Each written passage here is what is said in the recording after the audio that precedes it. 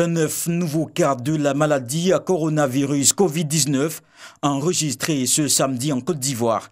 À ce jour, la Côte d'Ivoire compte donc 1333 cas confirmés, dont 597 personnes guéries, 15 décès et 721 cas actifs. Le nombre total d'échantillons à la date du 1er mai 2020 est de 10 073. Depuis le 21 avril, aucun cas de Covid-19 n'a été notifié à l'intérieur du pays. Tous les nouveaux cas positifs le sont dans le Grand Abidjan. Avec près de 1% des personnes infectées décédées, la Côte d'Ivoire figure parmi les pays du monde où on guérit le plus de la maladie à coronavirus Covid-19, avec près de 50% de guérison depuis l'apparition de la maladie. Le bataillon de sécurisation de l'Ouest BSO en partance à Sipilou, ville frontalière à la Guinée. Une tournée pour se rendre compte de l'effectivité de la mesure de fermeture des frontières dans le cadre du combat contre le coronavirus. Le préfet de Sipilou, président du comité départemental de lutte contre la COVID-19, participe à la tournée. Le constat est clair. Toutes les entrées et sorties du pays passant par Sipilou sont fermées au trafic humain. Les camions de marchandises circulent sous strict contrôle. Les éléments en poste sont encouragés et invités à redoubler d'ardeur dans la lutte contre cette pandémie. Le colonel Soro Draman, commandant du BSO, met en garde les personnes qui ont un projet de contourner les entrées officielles. Nos hommes sont sur toutes les pistes qui entourent Sipilou. Et le dispositif est mis comme ça sur la ligne de la frontière depuis Boukor, passant par Waninou, ensuite à Sipilou, Danané et puis Zanouin. Ça, c'est ma zone d'action. Pour terminer cette tournée, une halte à l'hôpital général de Sipilou est marquée. Ces 2 salles d'isolement sont prévues pour la prise en charge d'éventuels cas suspects de Covid-19. Certaines difficultés de fonctionnement sont néanmoins relevées. Les principales difficultés, c'est d'abord les ressources humaines. Il n'y a pas longtemps que nous sommes au hôpital général. Les ressources humaines sont insuffisantes. On a un laboratoire qui a été construit. Malheureusement, on n'a pas de technicien de laboratoire. On n'a pas non plus de préparateur gestionnaire en pharmacie. On n'a pas aussi d'ambulance. Parce que quand il y a un gros malade qui vient, il faut pouvoir le référer, mais il n'y a pas d'ambulance. Sans oublier que la route est notre grand ennemi. En attendant des solutions idoines, le commandant du BSO offre à l'établissement sanitaire quelques kits de lave-mains, du savon liquide et un jeu d'équipement de protection individuelle. Issifou Koulibaly, premier adjoint au maire de la commune de Yopougon, à la gare routière de Siporex pour sensibiliser conducteurs, passagers et responsables de gare sur le danger du Covid-19. Après la sensibilisation, le lieu de la commune a offert des kits sanitaires et d'hygiène aux usagers de la route qui disent être prêts à assurer le relais. Et nous ne sommes pas étonnés et nous pensons que ça va continuer.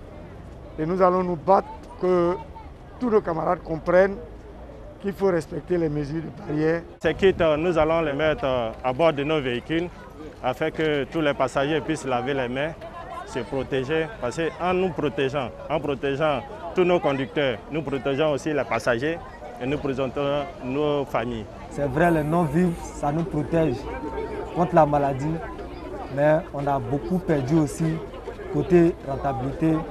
Vraiment, on les appelle en aide aussi côté vivre. Selon les autorités locales, la descente sur le terrain permet de mieux veiller au respect des mesures barrières. Ils ont un secteur clé, un secteur très important, un secteur d'activité où il y a beaucoup de personnes qui se rencontrent. Donc il faut qu'ils puissent jouer leur partition, surtout au niveau de la sensibilisation, les mesures gouvernementales et respecter les mesures barrières. Ça se prie donc que le secteur du transport pourra jouer sa partition.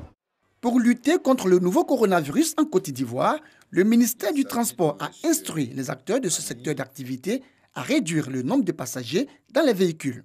Le port du masque est désormais obligatoire pour les conducteurs et leurs convoyeurs.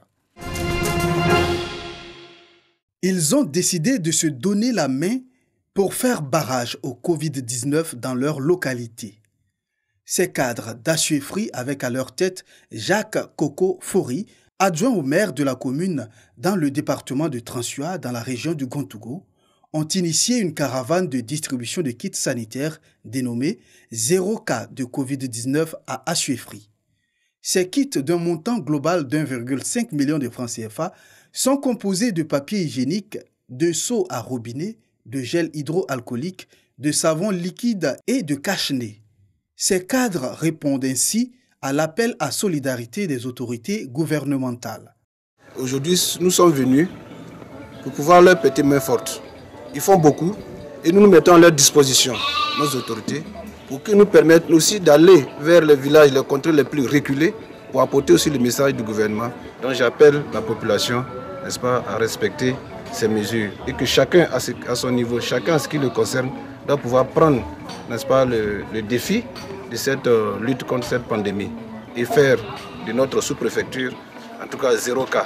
Je voudrais, au nom du préfet du département de Transua,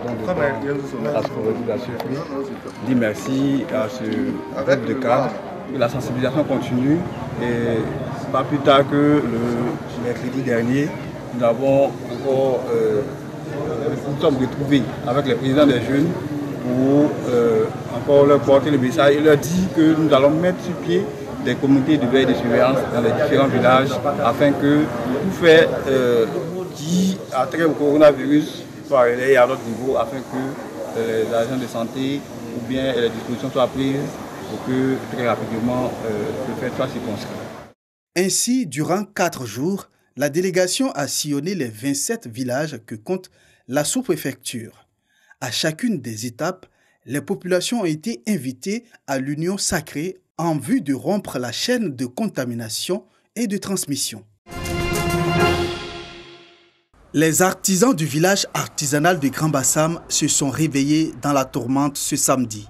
Un incendie a ravagé une partie de leur lieu de travail. 5 stands sont partis en fumée. C'est ce matin très tôt que j'ai été réveillé par un coup de fil me disant qu'il y a un incendie au village artisanal ici. Et je me suis dépêché pour venir constater. Et il se trouve que l'incendie, il y avait une grande flamme, mais c'était derrière la voie.